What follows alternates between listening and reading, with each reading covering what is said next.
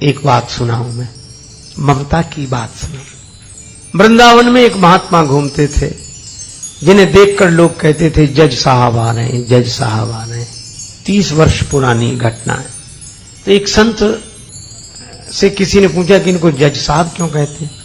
तो कहा कि ये साधु अब हो गए, पहले जज थे, पुराना नाम अभी भी चल रहा है।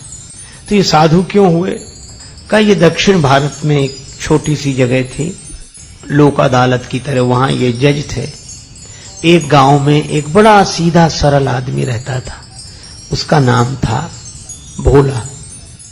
भोला नाम तो लोगों ने रख दिया था, क्योंकि वो राम जी के अलावा किसी को जानते ही नहीं था, ना अन्यम जाने नैव जाने न जाने। गांव में रघुनाथ जी का मंदिर था और भोला केवट जाति का था, सामान्य परिस्थिति। पर उससे जब कोई पूछता कि केवट भैया भोले वो बात कैसी है, तो कहता रघुनाथ जी जाने, मैं तो कुछ नहीं जानता। 2 बेटे 1 बेटी, बेटी विवाह के योग्य हुई।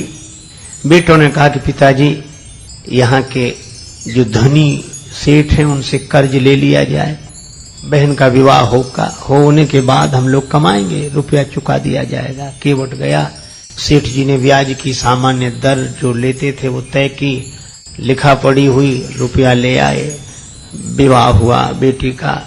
बेटी विदा हुई ससुराल को और केवट ने घर छोड़ दिया। गांव में रघुनाथ जी का मंदिर था, वहीं रहने लगा। सबके ममता ताग बटोरी, मम पद मन ही बांध बर डोरी। बेटों ने कमाई करके पैसा दिया, केवट लौटाने के लिए गया सेठ जी के पास। सेठ जी ने रुपया ले लिया, ब्याज ले लिया, रसीद लिखकर दे दी कि पाई पाई से पैसा मिला। और कहा केवट पढ़ो क्या लिखा है। केवट बोला रघुनाथ जी जाने, मैं तो कुछ नहीं जानता क्या लिखा। सेठ जी के मन में पाप आया कि से दोबारा पैसा लिया जा सकता है, तो बोले ये कागज हमें दे दो, तुम जरा पानी ले आओ। वो 1 गिलास पानी लेने गया, सेठ जी ने वो रसीद छिपा के रख ली। फाड़ते तो शक होता, एक कागज पर ऐसे ही कुछ लिख कर दे दिया, बोले ये तुम्हारी रसीद। केवट ले गया, रघुनाथ जी के चरणों में रखकर जिस कमरे में रहता था वहां रख दी, और अपना राम जी से मतलब सबके ममता ताग बटोरी, मम पद मन ही बांधे बर डोरी। सेठ जी ने मुकदमा कर दिया। केवट ने रुपया दिया था, चुकाया नहीं, कहता दे चुके हैं। अदालत में केवट को जाना पड़ा। वही जज जो महात्मा हो गए थे, उन्होंने कहा कि तुमने रुपया लिया था? हाँ। चुका दिया? इसका प्रमाण? जज साहब ने कहा ये तो कोई सबूत नहीं है, इसमें कुछ लिखा ही नहीं है। केवट सरल आदमी रोने लगा, रघुनाथ जी जाने, मैं तो ये इसी को रसीद समझे था। जज साहब दयालु हृदय के थे, बोल रो मत, तुमने जब सेठ जी का रुपया वापिस दिया तब तुम्हारे सेठ जी के बीच में कोई तीसरा था? तो केवट की जो आदत थी, जो स्वभाव था, उसी भाव से बोला सत्य कहता हूं जज साहब, सेठ जी को जब मैंने रुपया वापिस दिया तो मेरे और सेठ जी के बीच में सिवा रघुनाथ जी के और कोई नहीं था। जज साहब बोले अच्छा तुम जाओ, अगली तारीख पर आना। जज साहब ने समझा कि रघुनाथ जी कोई इनके गांव के रहने वाले सज्जन होंगे।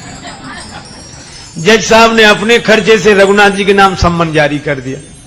अब चपरासी पूरे गांव में सम्मन लिए घूमे, उस गांव में रघुनाथ जी नाम का कोई आदमी नहीं था। चपरासी तो परेशान हो गया। एक ने कहा रघुनाथ जी का मंदिर जरूर है, बोले वही बताओ। गया चपरासी, पुजारी बाहर बैठे थे।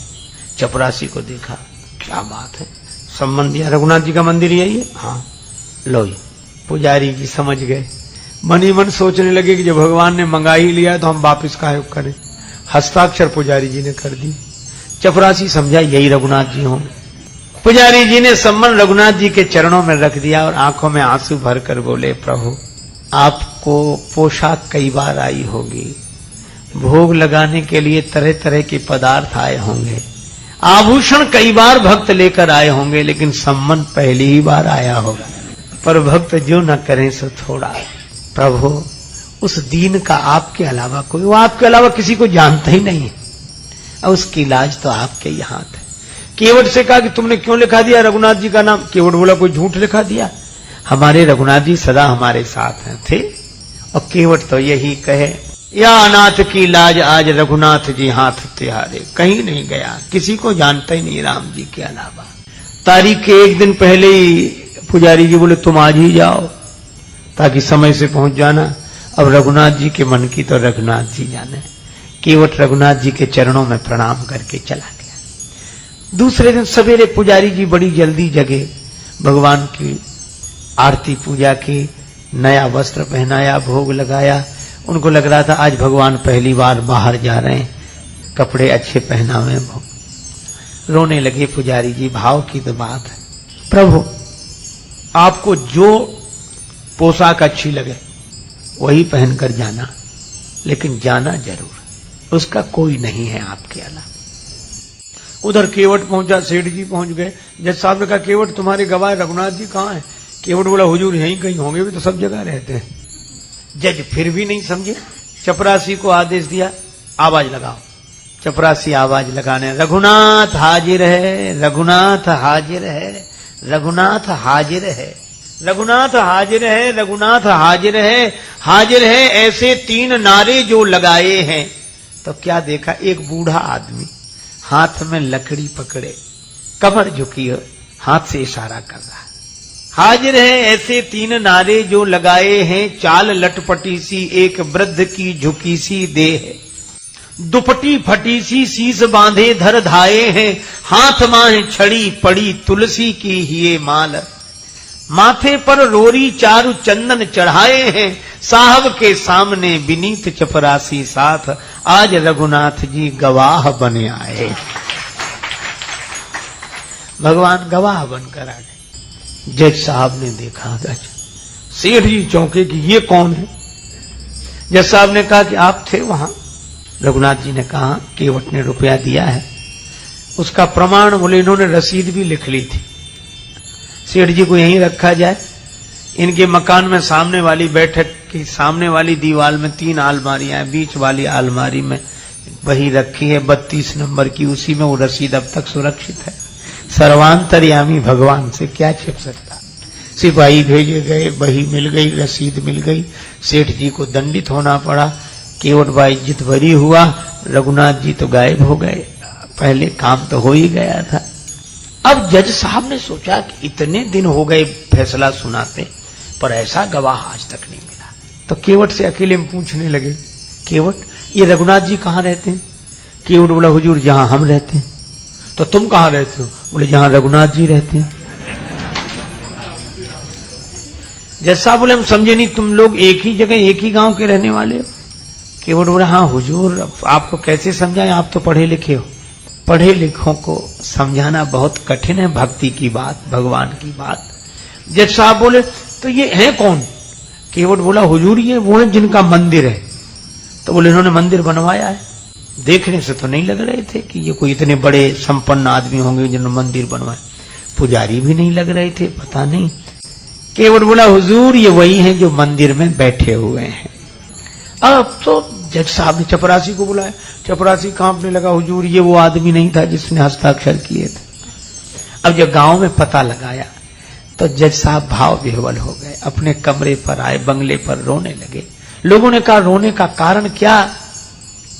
जज साहब रोते हुए बोले, शिव शारद नारद शेष गणेशहु के नहीं ध्यान में आते रहे, सोई आज विनीत अदालत में केवटा के गवाह कहाते रहे।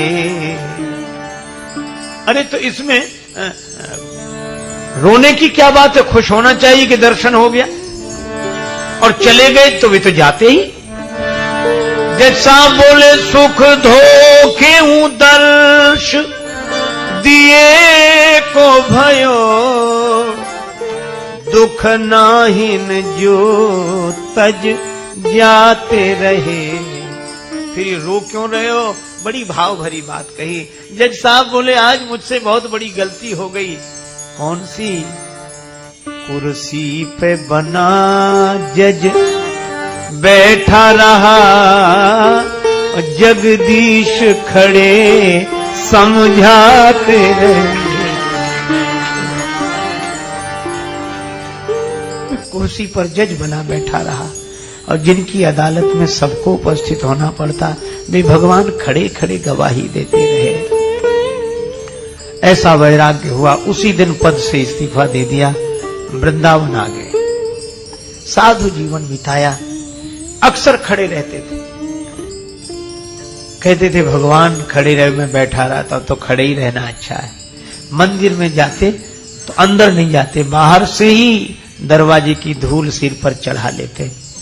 कोई कहता कि अंदर क्यों नहीं जाते, तो कहते कि मैं उन्हें मुझे दिखाने लायक नहीं हूं, मुझसे जो अपराध हुआ है। यह भाव केवट के कारण भगवान गवाह बने।